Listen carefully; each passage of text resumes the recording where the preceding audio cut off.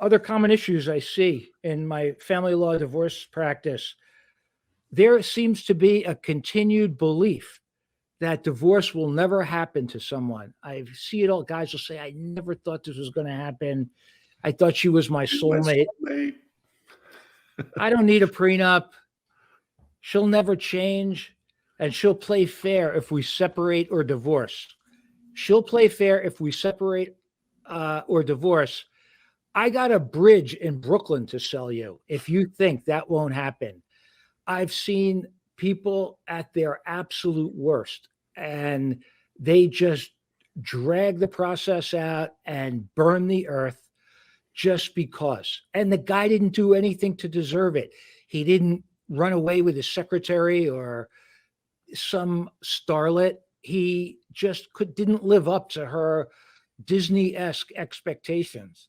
And, no matter, even if she hires a reasonable, educated, well-educated attorney, experienced attorney, they just go crazy sometimes. And you got to just deal with it, do the best you can. And I just see that like all the time. So a word to the wise, think about if marriage is really necessary. If you want to have children, your legacy, and I know there are certain cultures where marriage is important for religious reasons and cultural reasons, but those reasons, when you juxtapose them to the laws in your jurisdiction, they don't mesh well. There's never a good ending. So I would ask you to think about that. So to that point, and I completely agree with everything you've said tonight, inclusive of this, but I want to propose something a little bit different to you, Jonathan, because I get pushback on this, myself. It's, it usually comes from the traditional conservative crowd. Look, I've got 6 kids. I've got 5 kids. We've been married forever. If we got divorced, I would marry her. Or if I came back in another life, I would marry her again and I would do it all over again, sort of thing. Like, there's these hardcore guys that purport publicly they have a great life. Their children are amazing. Their wife is completely in their frame and they love them and they would never leave them or harm them in any way, shape, or form.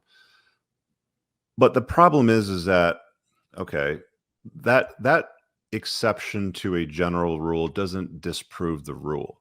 And I'm wondering how you handle the traditional conservative crowd that basically just, distills it down to, you're not being a man, just man up and get married. You have a duty. Like, what do you think of those sort of dialogues and conversations that come up often? Like, I don't buy into the mainstream narrative. And I'm telling you this through the lens of a divorce lawyer, obviously, but I'm not jaded at all.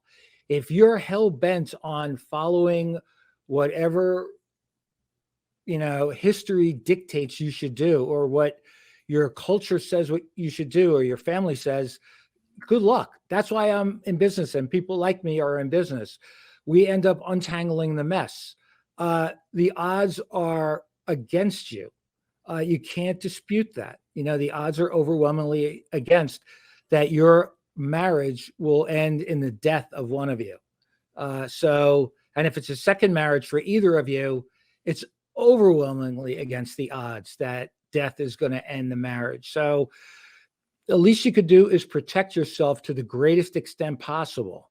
But I need you to really think about, is marriage really necessary? Some of the best relationships that I'm familiar with, the people are not married and they don't even live together, but they are really into each other and they see each other fairly often, maybe 3-4 nights a week. And that's great. On a personal note, is that the way that you've structured yours? Because that's the way that I've structured mine. Non-cohabitating, LTR. It's good. That is the way that I have structured my relationship. Yeah. It's over 3 years. It's a great relationship. We live about 65 miles apart and it's awesome. It's easy to get there. She comes to me, wide open door either way. And it's great. It's just, we travel together and it's a great relationship. I wish everybody could experience it. It's what I would recommend if it's something that It's not ideal for raising children, but for guys like us that are past that point, it's Right. yeah. It's great. So now neither of us have to get on an airplane and see each other. It's not that kind of long distance relationship. Mm, She's down at the beach. So if I, even in the winter, I like the beach. So we'll go mm, down there and see her, but, or she'll come to me a lot closer to the city. And it just works out great that way. She does her thing. I do my thing. And when we're together, it's great. So mm.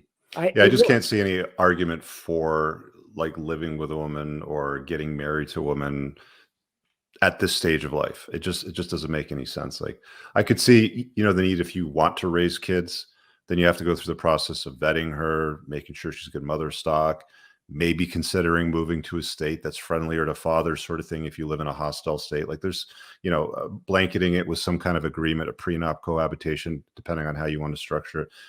There's mechanisms that you can put in place, as you mentioned.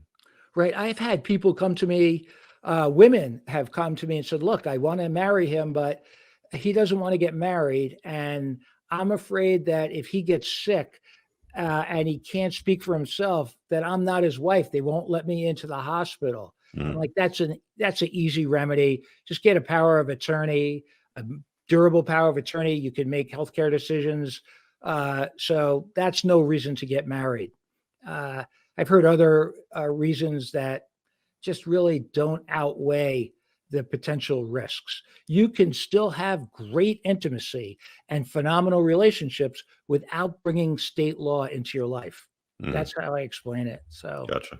I really hope you guys enjoyed that clip. If you want to watch the full length podcast, you can find that over here, that clip's from. If you're newer to the channel, make sure you hit subscribe over here and pin down below in the top comment. You'll find a bunch of useful links to my website, my supplement line books, and a bunch of other stuff. Have an amazing day. Peace out.